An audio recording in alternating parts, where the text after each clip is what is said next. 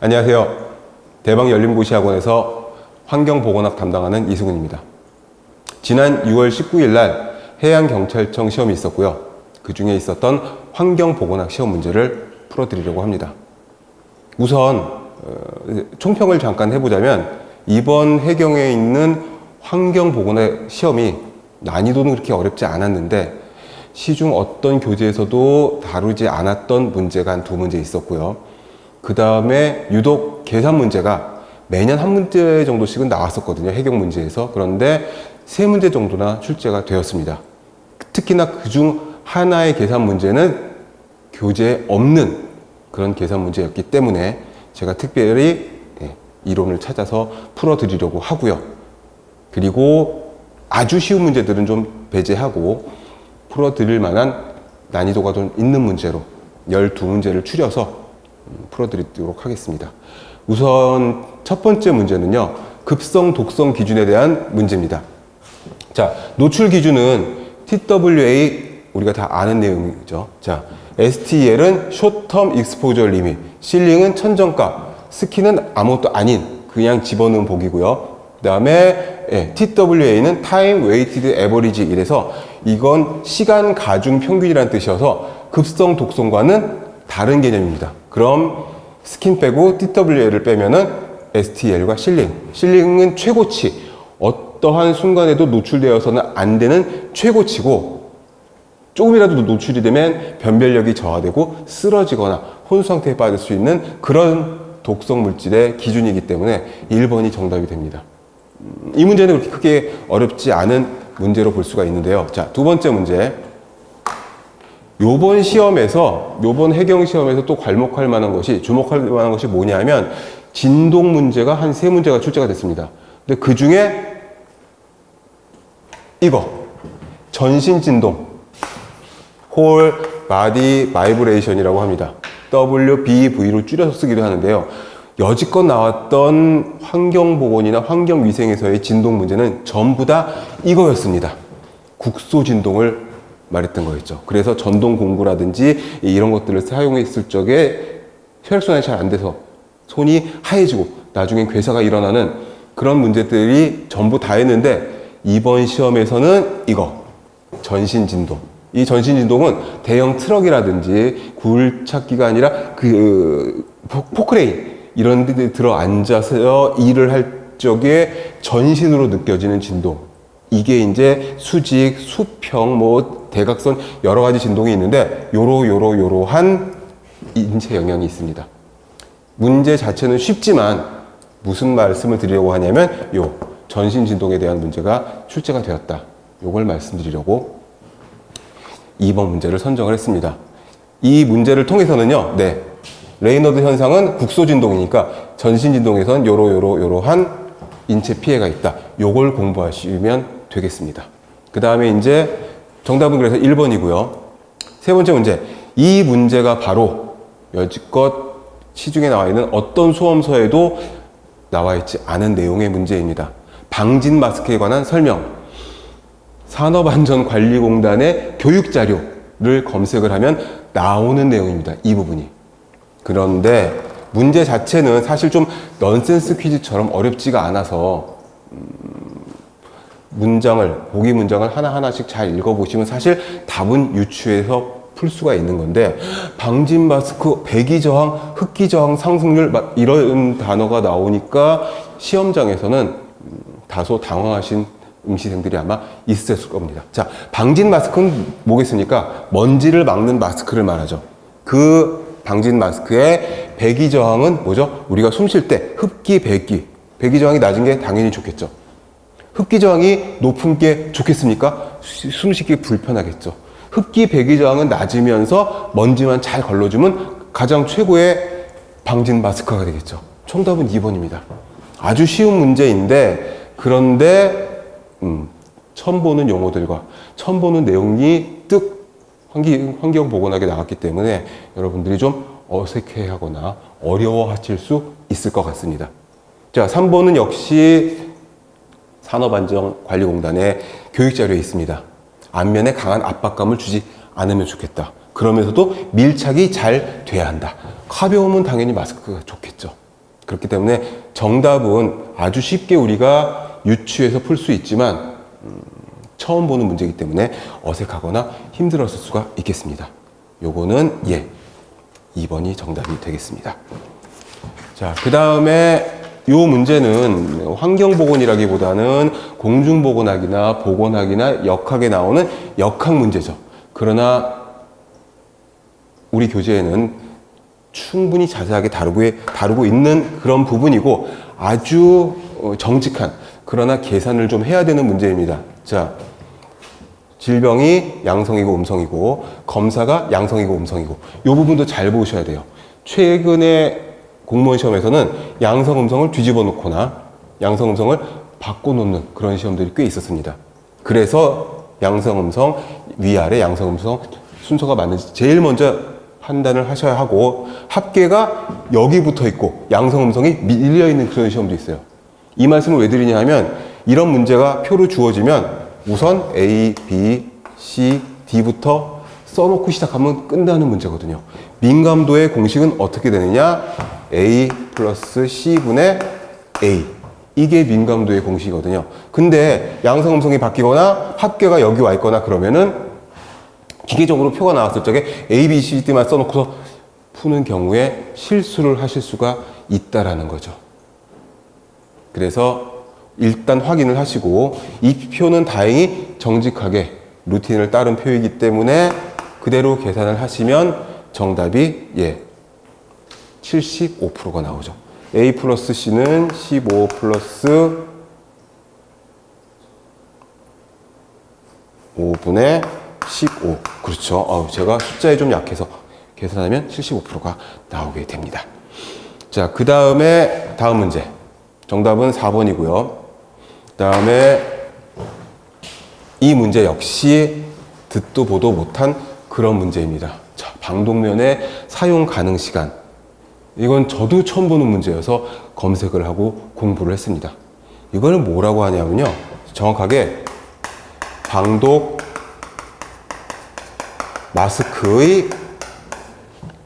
마스크에는 정화통이 붙어 있죠.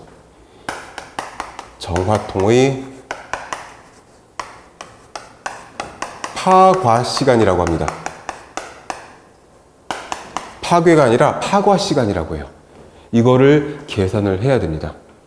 이거는 환경보건에서 다뤄지지 않았던, 그쵸, 여지껏 나와 있었던 어떤 대학 교재나 수험서에도 없던 문제입니다. 저도 깜짝 놀랐는데, 자, 계산은 실제로는 좀 쉬워서 계산기를 못 갖고 들어가는 공무원 시험의 특성상 계산은 간단합니다. 어떻게 되느냐? 이건 이 사용 가능 시간은 유효 시간이라고 하는 공식으로 봅니다. 파과 시간, 유효 시간.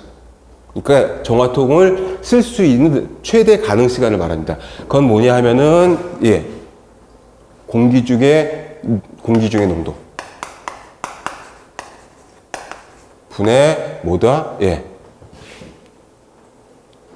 시험가스 농도의 유효 시간, 시험가스의 농도. 유효 시간은 60분. 그 다음에 농도.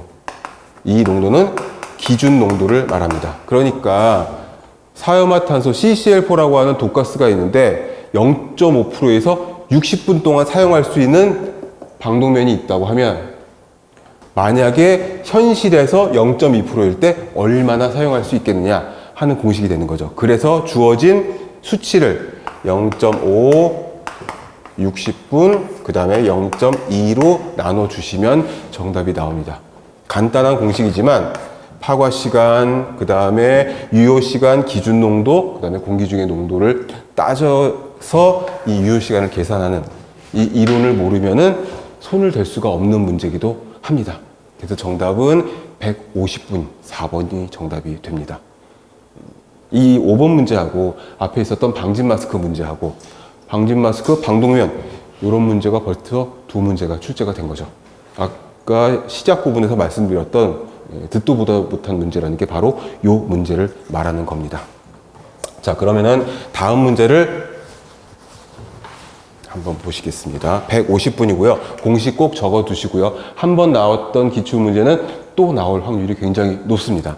자, 6번째 문제는요. 요거는 좀 쉽습니다. 그런데 말전환이 좀 있습니다. 유기용제에 의한 중독을 예방하기 위한 대책으로 가장 옳지 않은 틀린 걸 고르라는 겁니다. 그러니까 자, 작업 환경 상태의 정확한 파악을 위해서 측정을 실시하고 불량 작업장은 개선한다. 맞는 말이죠. 옳은 얘기죠. 자, 2번 사업주가 환경 개선을 위해서 변경, 밀폐, 유해 요인을 근원적으로 차단한다. 당연한 얘기고 맞는 얘기죠. 유기용제를 취급하는 작업에 종사하는 근로자는 정기적으로 일반 건강진단. 이 부분이 틀렸습니다. 이 유기용제를 취급하는 작업장에서 일을 하는 작업자는 일반 건강진단이 아니라 특수 건강진단을 받아야 하는 근로자가 됩니다. 4번 유기용제 취급자에게는 유해성에 관해서 정기적으로 교육을 시킨다. 다 맞는. 그러면 이런 문제는 어떻게 풀어야 되느냐. 자, 1, 2, 3, 4번을 한 번씩 다 읽어보시고 100번 양보해도 지극히 당연한 얘기. 그리고 일반인지 특수인지 잘 모르겠으면 1, 2, 4번이 너무나 맞는 얘기이기 때문에 과감하게 3번을 고르실 수가 있습니다. 왜 이런 말씀을 드리냐면 어떤 작업장에서 어떤 근로자가 일반 건강진단, 수시 건강진단, 특수 건강진단을 받는지 다 외우기는 쉽지가 않거든요. 그래서 이런 문제는 일단 보기들을 하나하나 다 꼼꼼히 읽어보시고 100% 맞는 거, 100% 맞는 거, 100% 맞는 거, 잘 모르겠는 거. 그러면 3번을 정답을 고르시면 되겠습니다.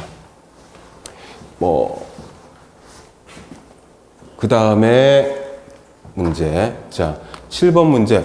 이 문제가 바로 법령 문제입니다. 어디서 찾아봐야 되느냐 하면 해수를 목욕물로 사용하는 경우에 수질기준 항목. 이거는 공중위생관리법에 나옵니다. 공중위생관리법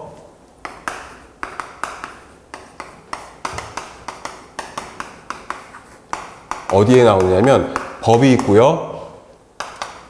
시행령이 있고요. 시행 규칙이 있습니다. 그래서 하나의 법령은 이렇게 세분화되어 나뉘는데요. 이 시행령의 별표에 요 문항이 들어가 있습니다. 수치들도 다 나와 있는데요. 그런데 여기서 기준 항목을 물어봤기 때문에 여기서는 3번의 BOD가 정답이 됩니다. 이 부분이 수치를 다 외우지 않고도 풀 수 있는 문제인데요. pH는 얼마에서 얼마, COD는 얼마에서 얼마, BOD 기준은 없고 총 대장 규모는 있어야 된다, 없어야 된다. 이런 기준들이 다 있는데 그 수치를 다 외우는 거는 사실 쉽지가 않으니까 기준 항목을 물어보는 경우가 꽤 있습니다. 그래서 이런 문제는 공중위생관리법의 시행령의 별표를 찾아 들어가서 공부를 하실 수가 있는 그런 부분이고, 그리고 특히나 이 해경 문제에서 법령 문제가 20문항 중에서 한 문제에서 두 문제 정도씩 꼭 출제가 되고 있으니까 기출 문제들을 잘 파악을 하셔가지고 내가 어떤 법령을 봐야 되는지, 환경 관련 법령, 위생 관련 법령 이런 것들을 하나하나 찾아가지고 체크를 하시면 좋겠습니다. 그 다음 문제는 이런 문제가 있습니다. 자, 대괄호가 이렇게 딱 쳐져 있고 법 이름이 나옵니다. 그러면 방금 말씀드렸다시피 법, 시행령, 시행규칙이 있는데, 자, 이렇게 환경보건법상 환경부령으로, 그럼 시행령을 보라는 거거든요. 환경성 질환에 대한 설명. 자, 환경보건법도 내가 잘 보지 못했는데 그 안에 있는 시행령의 환경성 질환까지 내가 어떻게 다 공부를 하겠느냐. 물론 공부를 하셨으면 그냥 답이 나옵니다. 자, 3번이 정답이거든요. 그런데 환경공부 시험도 그렇고 해경 시험도 그렇고 환경보건학이나 환경위생학이나 특히 공중보건학이나 이런 데서 법령의 문제가 꽤 나오거든요. 근데 아까 있었던 것처럼 수치나 또는 기준 항목들은 우리가 외우고 있어야지만 답을 할 수가 있지만 이런 문제들은 사실 우리가 유추해서 미루어 짐작해서 풀 수 있는 경우가 꽤 있습니다. 어떻게? 자, 환경성 질환이다. 환경에 의한 질환이다. 가장 틀린 걸 골라라. 성면으로 인한 폐질환은 환경 문제가 맞지요. 환경 오염 사고로 인해서 건강에 장애가 왔다. 환경성 질환이 맞습니다. 화학물질 관리법에 따라서 유해화학물질로 인한 중독 신경 생식계 질환이 왔다면 환경성 질환이 맞아요. 그런데 특정 지역이나 인구 집단에서 감염성 질환. 감염성 질환은 용어의 개념만 확실히 알고 있으면 끝나는 문제입니다. 감염성 질환은 옮는 병을 말해요. 환경성 질환은 옮는 병이 아니죠. 유해 유독물질이나 이런 것들에 의해서 질환이나 장애가 생기는 거니까. 감염성 질환은 뭐다? 지금 코비드19처럼, 감기처럼, 세균이나 바이러스나 이런 것들에 의해서 걸리는 옮을 수 있는 질환, 전염병을 말하는 거죠. 전염병은 환경성 질환에 넣지 않습니다. 그래서 법 이름이 나와서 우리가 당황할 수 있지만 이런 것들은 우리가 어떤 센스 있게 정답을 찾을 수 있다라는 거죠. 정답은 3번이고요. 그 다음에 9번 문제, 소음의 영향. 자, 이 문제가 난이도가 좀 있는 문제였습니다. 소음의 영향에 대해서 좀 가장 옳지 않은 거, 틀린 걸 고르라는 거죠. 소음성 난청은 직업병에 포함된다. 직업병 통계 중에서 가장 많은 피해가 있었던 것이 소음성 난청입니다. 혈압 상승, 호흡수 증가, 과호흡이 될 수 있다는 거죠. 국제표준화 기구에서는 청해 손실이 25 이상일 때 난청으로 간주한다. 와, 이건 잘 모르겠어요. ISO도 좀 생소한데 그 중에서 25 이상일 때 난청으로 간주한다. 잘 모르겠거든요. 그럼 다음 보기. 노인성 난청은 고주파음인 8000Hz부터 난청이 시작된다. 이게 확실히 틀린 거죠. 이거는 환경위생학이나 환경보건학 책에 다 나와 있습니다. 1000Hz부터 4000 정도까지로요. 그러니까 이게 확실히 100% 틀린 보기가 되는 거죠. ISO 잘 모르겠어요. 거기에서 청력 손실이 25 이상일 때 난청으로 간 이것도 잘 모르겠어요. 그런데 이게 100% 틀린 보기거든요. 정답은 3번입니다. 4번까지 확인을 해볼까요? 영구적 청력 손실은 세포가 파괴된 겁니다. 그래서 영구적 손실이 오는 겁니다. 그렇기 때문에 여기서 정답은 3번. 어려운 문장들이 다 있습니다. 이거는 소음에 대해서, 소음성 난청에 대해서 속속들이 공부하지 않으면 사실 고르기 쉽지 않은 보기거든요. 그런데 이런 문제는 어떻게? 얼토당토하게 말도 안 되게 틀린 보기가 하나가 딱 나옵니다. 그럼 이런 보기들을 보고 고르시면 정답을 찾으실 수가 있겠죠. 자, 그 다음에 10번째 문제. 국제표준화기구에 대한 문제가 여지껏 해경 문제에 잘 없었어요. 거의 없다시피 했었거든요. 그런데 이것도 벌써 2번이나. 특히 또 홀 바디 바이브레이션, 전신 진동 나왔습니다. 그리고 여기에 있는 평가 지침. 다 어려운 말만 나왔어요. 이거 제가 확인을 하려고 ISO의 기준을 막 찾아봤거든요. 그런데 찾고 나서 정답이 이거구나. 물론 이제 가다반이 공개가 됐으니까 정답은 4번입니다. 그런데 찾고 나서 보니까 보기를 보고서 우리가 또 정답을 찾을 수 있는 그런 팁이 또 있더라고요. 일단 ISO의 전신진동 폭로 평가 지침의 허용 한계의 기준은 뭐냐 하면, 자, 주파수, 진동 가속도, 이거는 보기가 모두 다 똑같고요. 그 다음에 뭐다? 지속 시간인지, 일일 폭로 획수인지, 진동의 방향인지, 진동과 원가의 거리인지, 이걸 보는 겁니다. 전신 진동에서 중요한 건 주파수와 진동 가속도 얼마나 세고 얼마나 고주파냐 저주파냐, 이게 가장 중요합니다. 이건 붙박이고, 두 번째로 봐야 되는 게 뭐냐면은 항상 폭로되었다. 유해 물질, 진동, 소음, 악취 뭐가 됐건 간에 폭로됐다고 하면 요 폭로 시간이 굉장히 중요한 기준이 됩니다. 얼마나 오랫동안 폭로가 되느냐. 독성이나, 자, 여기서 진동도 독성 물질로 예를 들어서 보겠습니다. 얘에 노출이 됐다. 독성이 굉장히 강해요. 그러면은 노출이 순간 노출이어도 위험할 수가 있죠. 그런데 독성이 아주 작아요. 그러면은 순간 노출을 별 데미지가 없지만 이게 장시간 소음 진동도 마찬가지예요.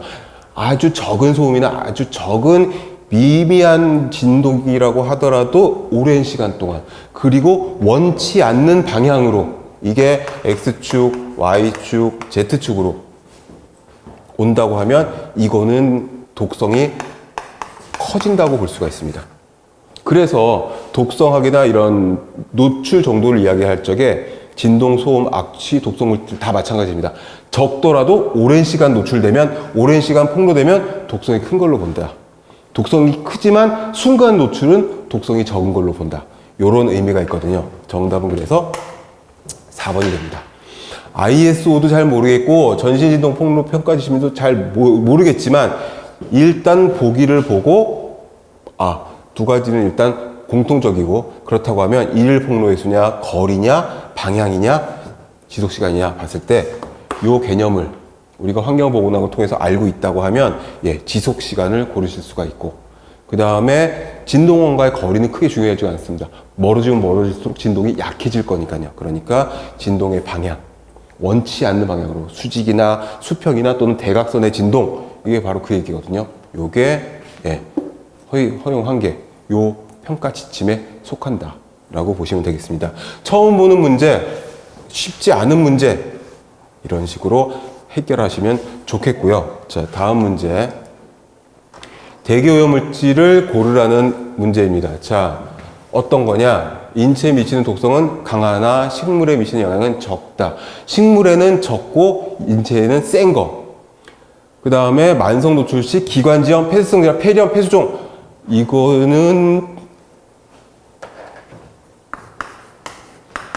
이거를 볼 수가 있습니다.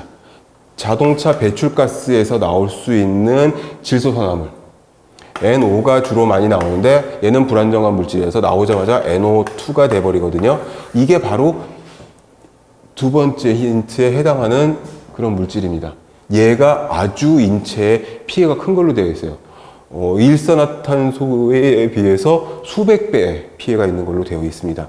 산성비 광화학스모그, 맞죠? 또는 이게 있을 수가 있죠. 근데 얘는 얘하고 관련이 좀 크게 적으니까 일단 후보는 2개. 우승가스, 여기서 결정적인 N2O라고 하는 아산화 질소가 바로 우승가스, 스마일가스, 소취라고도 하죠.